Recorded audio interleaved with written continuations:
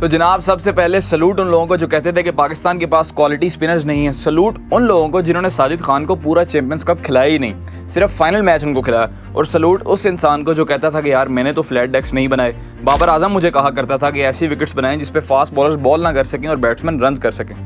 आप जानते हैं मैं किसके बारे में बात कर रहा हूँ। तो जनाब ठीक 4 साल बाद पाकिस्तान ने आखिरकार होम टेस्ट सीरीज़ जीत ली है और इंग्लैंड को 2-1 से हरा दिया है रावलपिंडी में।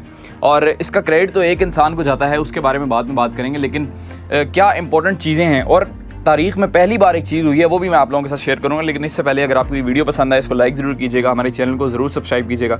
अगर आपकी कोई राय हो कमेंट सेक्शन में ज़रूर बताइएगा।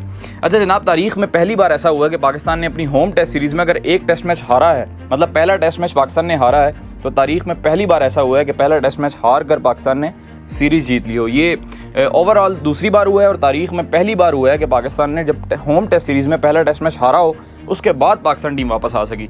जब पहले टेस्ट मैच में हमें 800 रन पड़े थे, मेरा नहीं ख्याल था पाकिस्तान यहाँ से वापस आएगा और किसी भी पाकिस्तानी का ये ख्याल नहीं था। लेकिन आकिब जावेद साहब को सिलेक्शन कमेटी में सिलेक्शन पैनल में शामिल किया गया।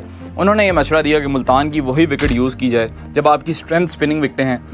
हमने ना पिछले 2-4 साल से क्रिकेट को हम लोग अगर जो लोग ज़्यादा फॉलो कर रहे हैं तो उनको शायद ये लग रहा है कि पिछले 4-5 सालों से पाकिस्तान फ्लैट डेक बना रहा है। शायद पाकिस्तान फास्ट बॉलिंग की विकेटें बनाने की कोशिश कर रहे हैं, हम स्पिनर्स पे जाते नहीं थे और इस वजह से हम अपने मुल्क में सीरीज़ हारते थे और हमारी जग अनसाई होती थी। नहीं, ऐसा नहीं है। या पाकिस्तान में 2009 से पहले क्रिकेट हुआ करती थी, क्योंकि 2009 के बाद तो दुबई में शिफ्ट हो गई ना। जब 2009 से पहले हुआ करती थी तब भी हमारे यहाँ फ्लैट डेक ही मशहूर थे। यहाँ डेनिस लिली जैसा बॉलर है और उसने कहा कि फैसलाबाद में मेरी कबर बना दो, तो उस टाइम भी फ्लैट डेक ही थे पाकिस्तान में। सहवाग ने आगे 300 किया। मुझे वो अभी भी टेस्ट सीरीज़ की मैं हाईलाइट्स देखता हूँ तो वो सहवाग ने 300 किया, राहुल द्रविड़ ने 200 किया। तो वो कैसे कर गए? हर बंदा पाकिस्तान में आके ऐसे, जो रूट भी ये ख्वाब से जाकर आए थे कि शायद वो 14-15 हज़ार रन यहाँ पर आकर अपने कंप्लीट कर लेंगे, मुझे एग्जैक्ट फिगर नहीं पता, और सचिन तेंदुलकर का रिकॉर्ड वो तोड़ लेंगे। लेकिन मुल्तान के पहले टेस्ट मैच के बाद उनको ये मुँह की खानी पड़ी। मेरा नहीं ख्याल कि उनको जो हैरी ब्रोक ने 300 किए और जो रूट ने जो 262 रन किए थे पहले मैच में, वो भी होने चाहिए थे। और मेरा नहीं ख्याल कि इंग्लैंड को भी एक भी टेस्ट मैच इस होम सीरीज़ पर जीतना चाहिए था। आपने देखा कि इंग्लैंड की बैटिंग लाइन कितनी बेबस है स्पिनर्स के आगे, गोरे किस तरह फंसते हैं स्पिनर्स के सामने।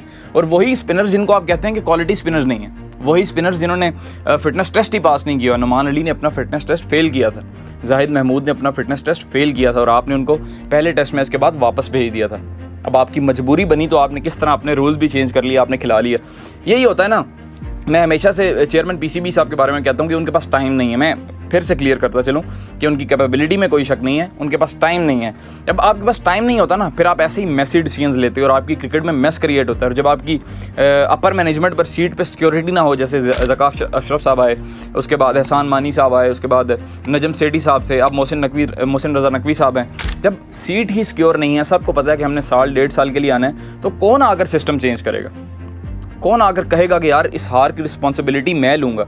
अच्छा, अब ये जो स्पिनिंग ट्रैक बना है इन 2 टेस्ट मैचेस में, बहुत से लोगों ने पहले भी मशवरा दिया था। ऐसा नहीं है कि आकिब जावेद साहब आए उन्होंने कोई आउट ऑफ द बॉक्स बात कर दी जो आज से पहले किसी को पता नहीं थी या किसी ने मशवरा नहीं दिया था इस चीज़ का।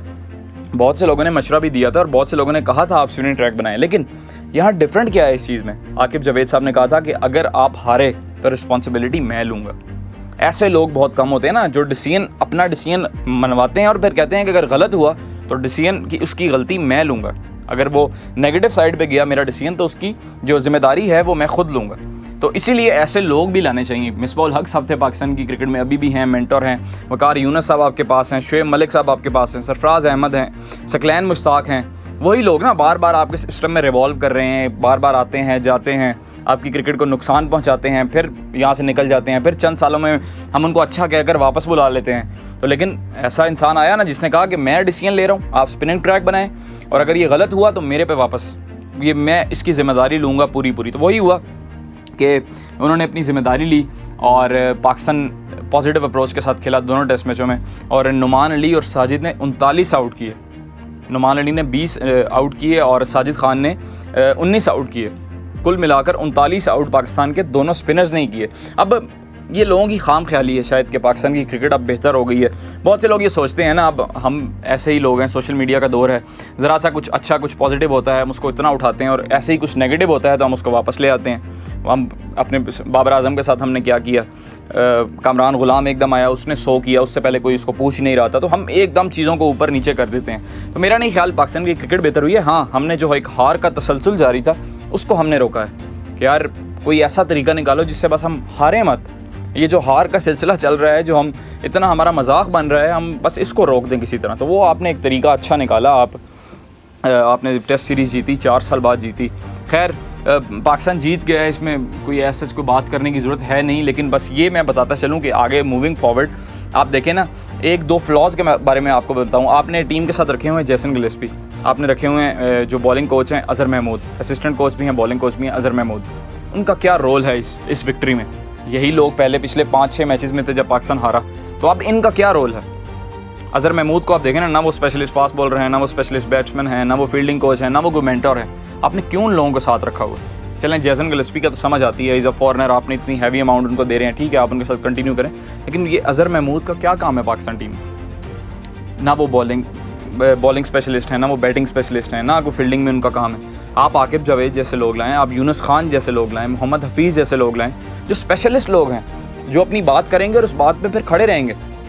मुझे आकिब जावेद से याद आया कि रमीज़ राजा ने अपने दौर में एक स्टेटमेंट दी थी, बल्कि अपने टेन्योर जो उनका था चेयरमैनशिप वाला उससे पहले, कि आकिब जावेद हमेशा इल्यूजन में रहता है, कि उसको लगता है कि जो वो बात कर रहा है वो ठीक है, मतलब उसकी क्रिकेट की सेंस नहीं है। ये रमीज़ राजा साहब ने बात की थी उस टाइम पे जब आकिब जावेद ये कहा करते थे कि यार आप स्पिनिंग ट्रैक क्यों नहीं बनाते, आप अपने स्पिनर्स को क्यों नहीं यूज़ करते।